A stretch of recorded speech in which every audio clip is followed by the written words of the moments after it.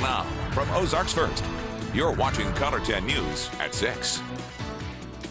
A man once convicted in his wife's death is looking forward to his newly granted freedom. Good evening, I'm Heather Lewis. Brad Jennings tells us this.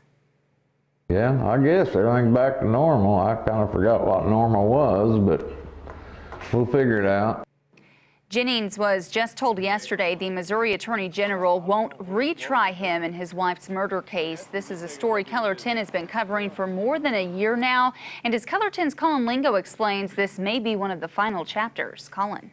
Well, Heather, that all depends, because while Jennings is officially free from all murder charges related to his wife's death in 2006, there is a chance we will one day learn why Highway Patrol investigated the death of Lisa Jennings in the way it did those years ago.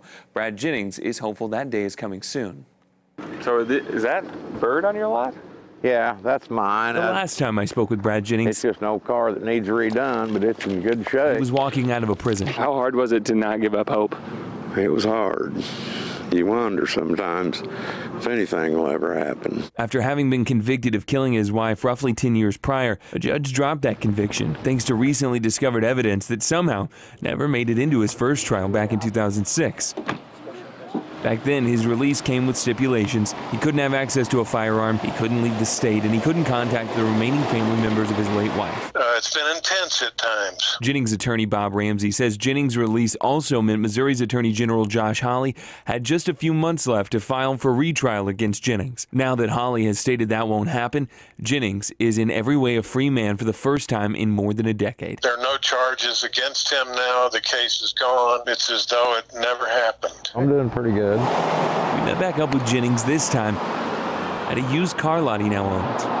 I've sold 10 or 12 in the last month. Jennings says obviously he's relieved to hear that there won't be a retrial, but he says he's still faced with some frustration. I just like to know why it happened. His main concern is why Highway Patrol investigators neglected to include certain evidence in his trial, and why they pursued his case as a homicide at all after he says 3 agencies had already called the death a suicide. There wasn't any evidence that I'd done anything in the first place. This could happen to anybody. As for whether he'll end up pursuing the answers to those questions, I won't. I've seen now what they can do. for now he'll refrain from rocking the boat, sell a few more cars, I've got a 67 Firebird at home I'm working on too. and enjoy his freedom.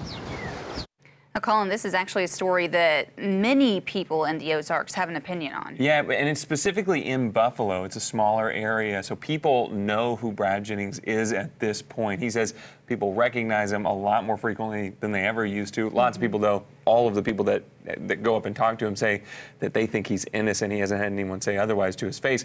We, on the other hand, did hear kind of both sides of that argument today. Driving around in the Color 10 car, people see you and they say, hey, what's your story about?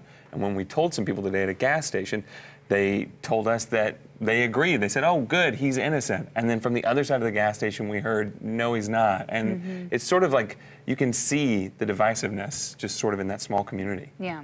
All right, Colin, thank you.